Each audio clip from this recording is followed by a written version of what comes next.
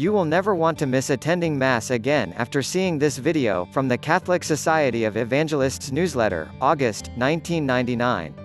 Click the subscribe button below for beautiful Catholic contents from Daily Rosary Family.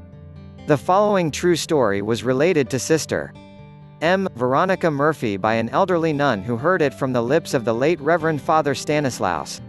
One day many years ago, in a little town in Luxembourg, a captain of the forest guards was in deep conversation with the butcher when an elderly woman entered the shop. The butcher broke off the conversation to ask the old woman what she wanted. She had come to beg for a little meat but had no money. The captain was amused at the woman and the butcher. "Only a little meat, but how much are you going to give her?" he wondered.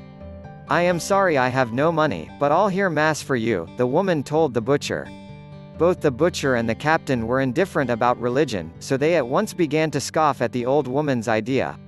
"All right then," said the butcher.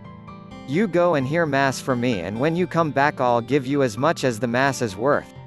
The woman left the shop and returned later. She approached the counter and the butcher said, "All right then, we'll see." He took a slip of paper and wrote on it, "I heard a Mass for you." He placed the paper on the scales and a tiny bone on the other side, but nothing happened. Next he placed a piece of meat instead of the bone, but still the paper proved heavier. Both men were beginning to feel ashamed of their mockery but continued their game. A large piece of meat was placed on the balance, but still the paper held its own. The butcher, exasperated, examined the scales but found they were all right. "What do you want, my good woman? Must I give you a whole leg of mutton?" At this he placed the leg of mutton on the balance, but the paper outweighed the meat. A larger piece of meat was put on, but again the weight remained on the side of the paper. This so impressed the butcher that he was converted and promised to give the woman her daily ration of meat. As for the captain, he left the shop a changed man and became an ardent lover of daily Mass.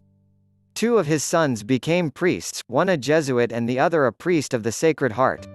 Father Stanislaus finished the story by saying, "I am from the religious of the Sacred Heart and the captain was my father." From this incident the captain became a daily Mass attendant and his children were trained to follow his example. Later, when his sons became priests, he advised them to say Mass well every day and never miss the sacrifice of the Mass through any fault of their own.